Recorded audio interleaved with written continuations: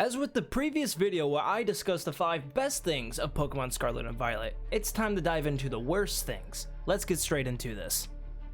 Number 5. NPCs. NPCs are supposed to be there for extra dialogue, little side quests, in-game trades, and, well, design.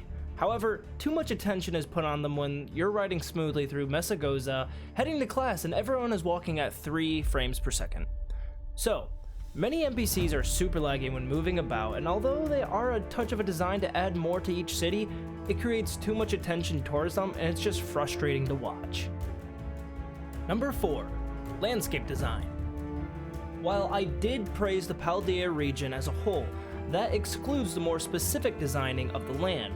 With so much grass on the map, you'd like to think it would look more visually appealing, or the flower biomes don't kill your eyes. These designs should have been smoothed out more, and a lot more was expected of Pokemon and Game Freak than what the millions of fans have received in this game. Number 3. Online play.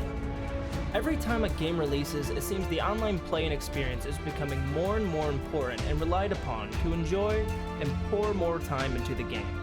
While the inclusion of co-op was a fantastic choice, not being able to see your friends in the most amazing place of all of Area Zero is a huge disappointment.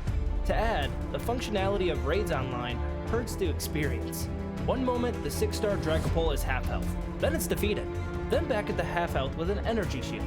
It makes picking your next move, whether to damage, set up your Pokemon, or even cheer to heal your teammates, that much more difficult to choose, and leaves you to predict what the game is going to decide to do.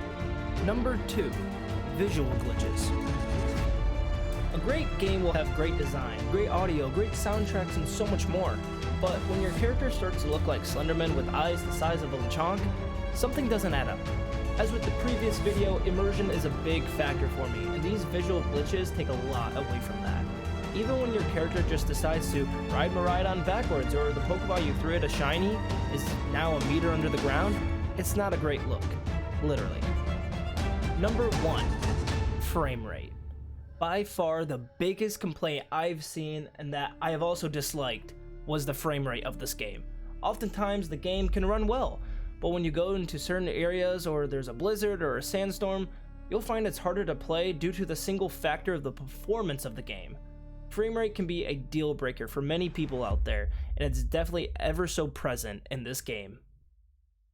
Although the game has quite a bit of problems, the game can still be enjoyable, as I have still loved playing this game. I would have rather waited a bit longer to receive a more complete game than get it early. However, all we can hope for now is future updates to hopefully resolve many of these issues.